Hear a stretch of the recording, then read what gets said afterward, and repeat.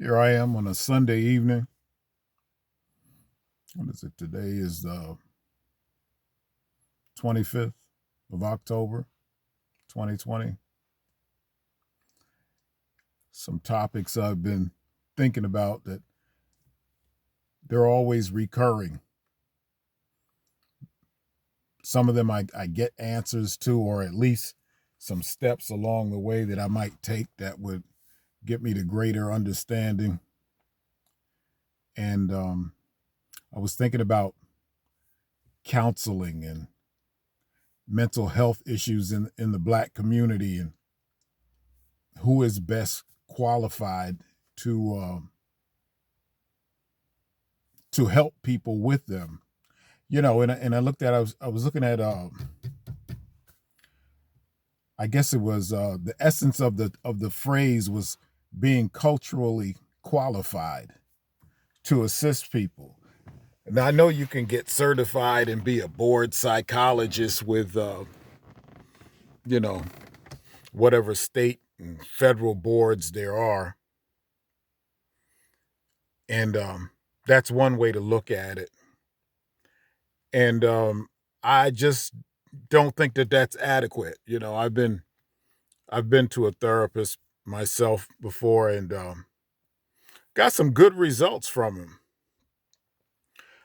But he said, at towards the end, I went to him for about a year, and towards the end of my sessions, or what when I ended it, because he had. I'm not going to mention exactly what it was that he said, but he made a remark to me. I was coming to him on a sliding scale fee, and while I was in session, weekly sessions with him, we went over a lot of things, and I really appreciated it. And I thought that he had gotten to know me pretty well. And when we got to the end of the year, and we were talking about what was going to be going on with him as he moved forward. He made some changes in his practice, and he took me along with him. And essentially, I guess what he was saying was I wasn't paying enough money, for his services. And I was talking about making some career moves. I wanted to change what I was doing, and it was going to, initially it would adversely affect my income. It would take me a minute to get it going. And he made a statement which alluded to the idea that I wanted to come to him for free, that I didn't want to pay him. And in my mind, I was insulted that I thought he had got to know me enough or well enough to know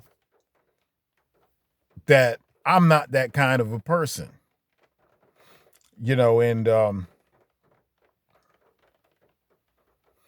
I was a bit offended by it. And so, with as much as he had delved into my life and the issues that I face in my life, for him to think that about me maybe made me believe that he wasn't as qualified as I thought he was, or he wasn't getting as deep into me to understand that that is not what I was trying to do. So I just told him, I said, I won't be coming back. And that was pretty much the end of it. And he called me one time after that, and it seemed to be like a courtesy call, really, and that he really didn't care one way or another. And I told him, I said, yeah, I'm not coming. I didn't tell him why, but I just told him that I wouldn't be coming back. Basically, he was not comfortable with our financial arrangement, and that was the end of that. But what it let me know is that there are things that people don't see about other people, and it's somewhat culturally.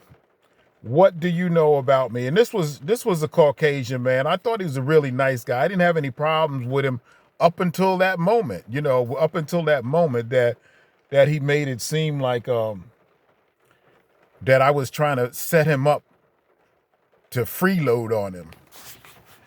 And so I wonder when it comes to, and I've had occasion to take my children to for some therapy. We went through some changes. We got divorced, and I know my kids were taking it hard, and that's been 10 years, and they sometimes it still comes up, and they take it kind of hard.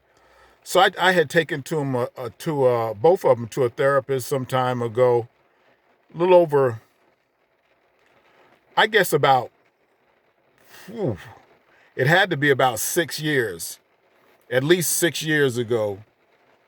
And I was talking to the therapist afterwards, and they were telling me about how my children were opening up to them, open up to her. It was a female, a Caucasian, and I didn't think anything of it at the time because I was, basically under the impression if you're professional, that you can, take your personal standards and biases and so forth out of the equation when you're talking to the children.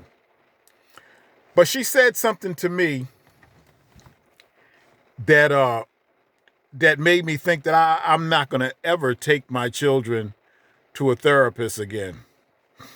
They're pretty much grown now, so they can go on their own. But I do talk to them, and a lot of times I talk to them like a counselor. I won't say a therapist. I talk to them like a counselor. I'm their father, and I do counsel my children. But she was talking to me about how this conversation came up. She was talking about a radio personality, a talk show host, that, as far as I'm concerned, was a redneck bigot. And that's what I saw. And she was telling me what a great guy she thought he is. So she thinks he's a great guy, and he's a bigot. I've listened to his show a number of times. I use an example like Rush Limbaugh. It was not Rush Limbaugh, but I'm gonna say him because he's a famous dude, and and a lot of people are familiar with him. And if you heard some of the things that he talked to, and you're from the Black community, would you think that using the principles, somebody admires his principles and his understanding on how society should be, how it should function, how laws should be crafted to govern our society? Would you want your kid to be taught under that kind of under that kind of thought process? And so the answer for me is no. And so I felt that way when this lady was talking. She was talking about a guy who was a local Rush Limbaugh, and she was talking about what a great guy he is. And I'm like, do I want somebody to think that man is a great guy up in my children's head? Do I want her up in my head? Do I want people who think like that to have that much influence in developing my thinking and my most intimate thoughts about myself to somebody who is a bigot? And do they turn off their bigotry when I come into the room? And I find it hard to believe that that's possible. And so I was raising the question, or somebody brought the question to mind about culturally qualified. That's what it equated to. And so I'm looking at the mental slavery, the post-traumatic slavery syndrome. And some people don't think that that's a reality. You've got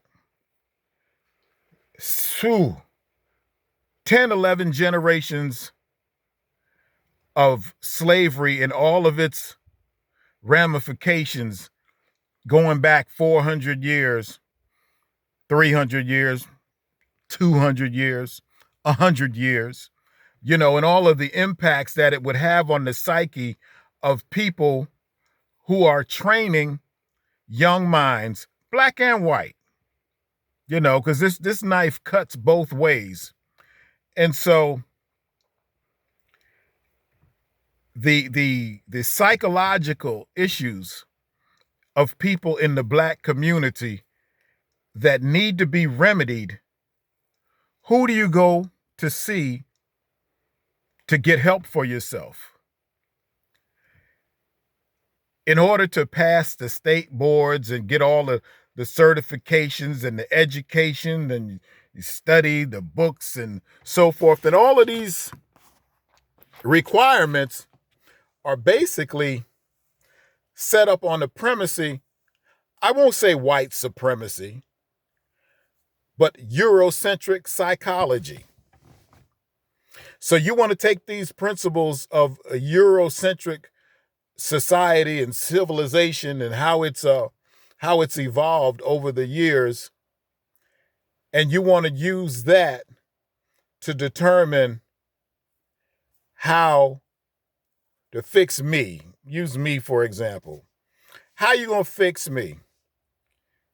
You don't have a clue what I've been through. How are you going to fix somebody's children? What do you know about it? What do you know about growing up in the projects? What do you know about being in a single parent household? What part of your psychology training has taught you how to deal with somebody, even that, regardless of race, of just growing up in a single parent household? Where would you have gotten that experience that you could speak to someone with any kind of expertise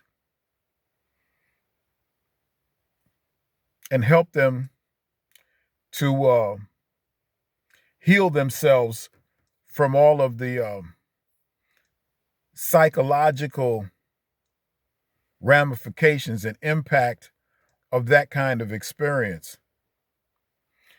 But there's so many more. How would you counsel someone who has been called a nigger repeatedly in their life, or made fun of about their skin, or just directly been discriminated against, maybe spit on, rocks thrown at them, or hit with sticks, whatever, these things? How do you talk them through that to come through on the other side, not this forgiving, turn the other cheek person, but how would you talk them through that kind of a series of things that you've never been through? And I don't even know if they're in your textbooks. And so my point is, and I don't want to go too long on this, but it's real and it's very important. What we have to do in our community is develop an integrity that our peers and our children can see, and take them as qualifications to regard them as a counselor or as an elder or somebody you could turn to for advice, and pretty much get some good counsel from, that doesn't have a degree from one of the schools that they said you need a degree from here, that doesn't have a license that they said you need a license to practice this and practice that. It's like using somebody else's standards that we could never meet, because basically what they are saying is that you have to be certified in order to be qualified to speak as a counselor according to a system of Eurocentric academia.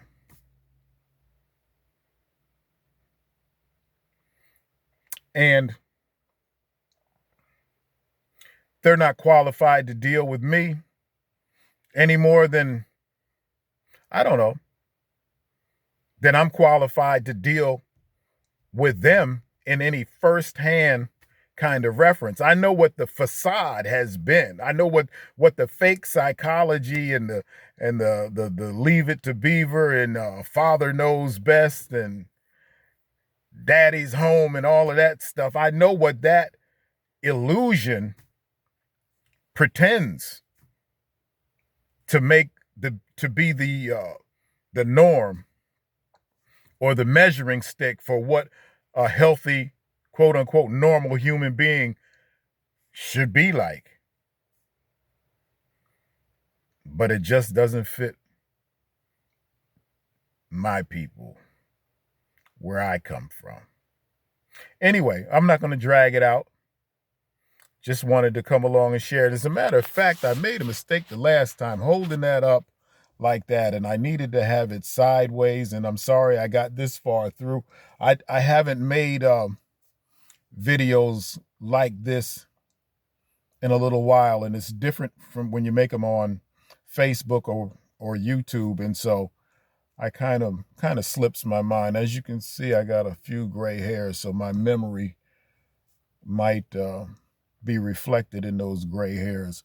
But I'll try to remember, and I'll try to do better, and I hope I've said something that piques some interest, and maybe we can put our heads together somehow and come up with ways that we can, form our own understanding of any certifications that we might need in order to move forward in healing our community. Anyway, that's it for me. Good to talk to you, and enjoying this rainy Sunday afternoon, waiting for my friend to get back home, and I'm gonna have a discussion on some things. Anyway, enjoy the rest of your evening. Peace.